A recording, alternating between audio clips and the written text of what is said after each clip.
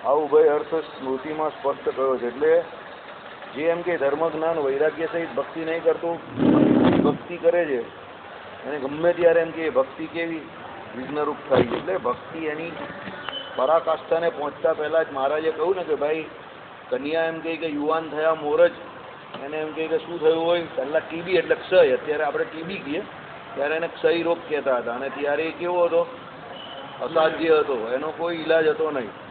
મહારાજે ઉદાહરણ આપેલું છે તેમ એમ કે ભક્તિ નાના હોય ત્યારે તો બહુ શોભે, પછી ધર્મ જ્ઞાન વૈરાગ્ય વગરની ભક્તિ હોય એટલે બધી કન્યા એમ કે યુવા થયા મોર જેમ મરી જાય, ટીબી થયેલી ક્ષય થયેલી, એમ પેલી ભક્તિ અકાળે અવસાન પામી જાય એમ.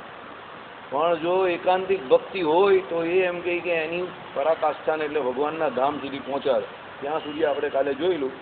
હવે આગળ જોઈએ. મનુષ્યોને કાર્યકારણરૂપ વાસનાને તેના કાર્યરૂપે કરીને ચક્રની માફક નિરંતર પ્રવૃત્તિ માયાની સર્વથા આત્યંતિક વિનિવૃત્તિનો ધર્માદિ 3 અંગે સહિત એવી ભક્તિથી થાય, તેની નિવૃત્તિનો ઉપાય બીજો કોઈ પણ નથી. આ બહુ વિચિત્ર વાત કરેલી છે, થોડી અઘરી છે સમજવાની, ટેકનિકલ છે. કાર્યકારણરૂપ વાસના, કાર્ય અને કારણ બે પ્રકારે વાસનાનો ઉદય થાય. કેવી રીતે કોઈ સમજાઈ શકશે? કોઈના મગજમાં વાત ક્લિક થઈ? કાર્ય અને કારણ બે રૂપ વાસના કેવી રીતે થાય છે? હા બોલો.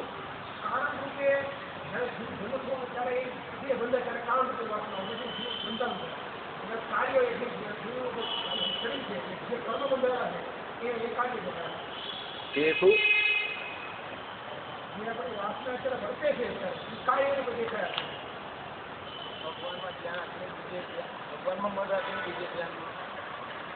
બોલો બીજું કોઈ?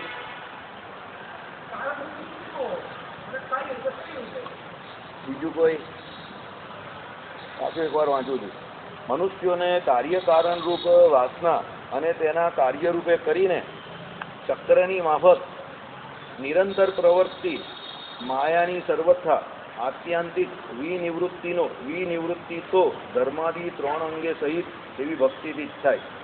એવી નિવૃત્તિનો ઉપાય બીજો કોઈ પણ નથી.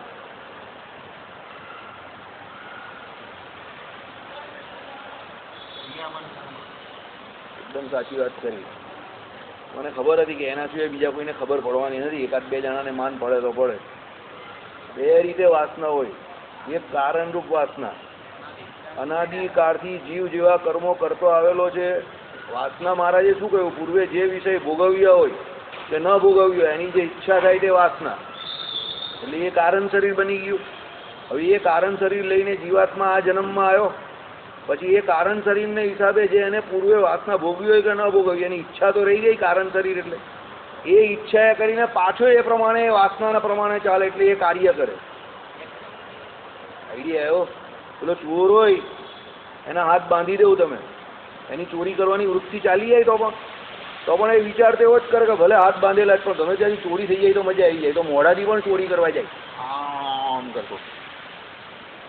આઈડિયા આવ્યો તમને કહેવાનો મતલબ? એટલે કારણરૂપ જે વાસના છે એ મૂળભૂત આવી કાથી? તો કાર્યરૂપ. મહારાજે શું કહ્યું? વચનામૃત તમે વાંચ્યું? અંતઃકરણમાં તો ભગવાનને ભજન કરવાનું, જગતની અંદર જગત ખોટું છે અને ભગવાન સાચા છે. અંતઃકરણ તો એવું ઈચ્છે છે, જાણે પણ છે. પણ આ ભગવાને કહ્યું ઇન્દ્રિયો જે છે ને તે અતિ બળવાન છે, અને અતિ બળવાન જે ઇન્દ્રિયોનો વેગ છે તે વિષય તરફ લઈ જાય છે. અને મૂળધા કેવું કંઈક મારા એ શબ્દ વાપરેલો છે, બહુધા તો વિષયોને પેસવાનો માર્ગ ફક્ત ઇન્દ્રિયો દ્વારા જ છે. એટલે કહેવાનો મતલબ શું?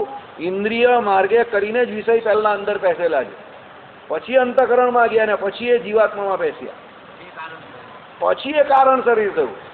એટલે કાર્ય અને કારણ બંને એકબીજાના પૂરક છે. પૂર્વેની વાસના જે હતી, પૂર્વે જે કર્મો કર્યા એને કારણે એમ કે કારણ શરીર થયું. એ કારણ શરીરને કારણે અત્યારે પાછો કાર્ય કરશે એવા જ વાસના યુક્ત, એને કારણે આ ચક્રની માફક આ સંસાર એને ચાલ્યા કરશે. આઈડિયા આવ્યો કે ના આવ્યો? ખબર પડી કે ન પડી? બંને એકબીજાના પૂરક છે. કાર્ય કરે એટલે વાસના વધે. મહારાજે શું કહ્યું કે ભાઈ આ વિષય ભોગવી લઉં, અને ભોગવીને પછી તૃપ્ત થઈ જાય. પુરુષો રજનીશની જેમ કે જે વિષય ભોગવાનું મન થયું ભોગવી નાખો, પછી એક સમય એવો આવશે તમને એ વિષય જોવાનો ન બને, ગમે, તૃપ્તિ થઈ જશે તમને. એવું કહેતો હતો ઓશો રજનીશ. શ્રીજી મહારાજે ના પાડી, ચોકડી. This theory is wrong. કેમ? મારે એનાથી આખું એક્ઝેક્ટ ઉલટું ઉદાહરણ આપ્યું કે શું પાતાળ લગી પૃથ્વી ફાટી હોય અને એને તમે પાણીએ કરીને શું કરવા જાઓ?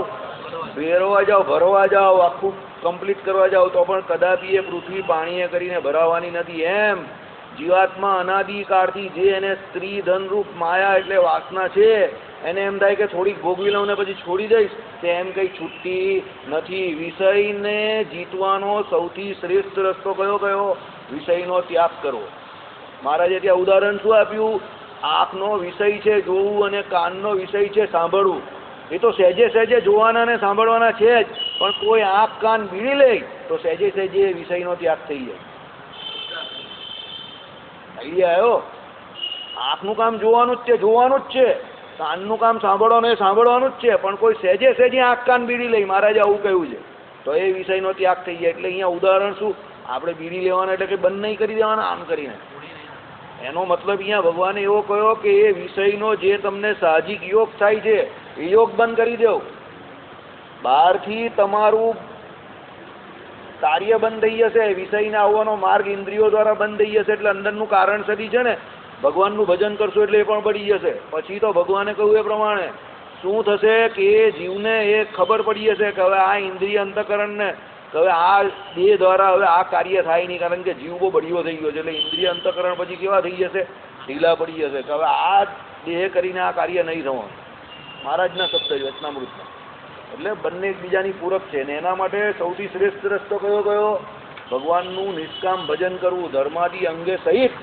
એટલે ધર્મ જ્ઞાન વૈરાગ્ય સહિત ભક્તિ કરો તો જ આ અનાધિકારથી જીવને જે વાસના વળગેલી છે તે ટળી જાય. પાછું એક વખત રિપીટ કરું છું, શરણાગતિ તમે કેવું તે, ભગવાનનો નિશ્ચય છે તમે કહો તે, પછી આશરો તમે કેવું તે, એકાંતિક ભક્તિ તમે જે કેવું તે, ઉપાસના તમે જે કેવું તે, ભક્તિ શબ્દ તમે નિષ્કામ ભક્તિ તમે જે કેવું તે, શ્રીમદ ભાગવતમાં એકાદશ સ્કંદમાં કહેલા ભાગવત ધર્મ તમે જે કેવું તે, એકાંતિક ધર્મ તમે જે કેવું તે, બધાનો એક જ અર્થ છે.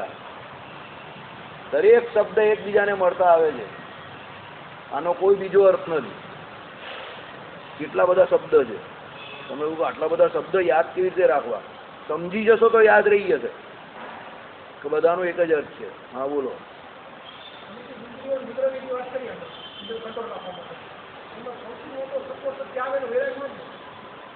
ઇન્દ્રિયનો નિગ્રહ ભયથી પણ થાય ને, વિષયથી દૂર રહેવાના ભગવાને 4 રસ્તા બતાવ્યા જ છે ને. એક તો ભય એને આપવાનો, સૌથી મોટો ભય ઇન્દ્રિયોને શું આપવાનો? સમજો કે ભાઈ આ વિષયમાં પડશે દુઃખિત થવાનું છે, ભગવાનમાં જશે તો સુખ મળશે આનાથી વધારે, એમ કરીને ઇન્દ્રિયોને લોભ આપો, ભય આપો કે વધારે વિષયમાં જશે તો નર્કમાં જઈને ફટકા ખાવા પડશે.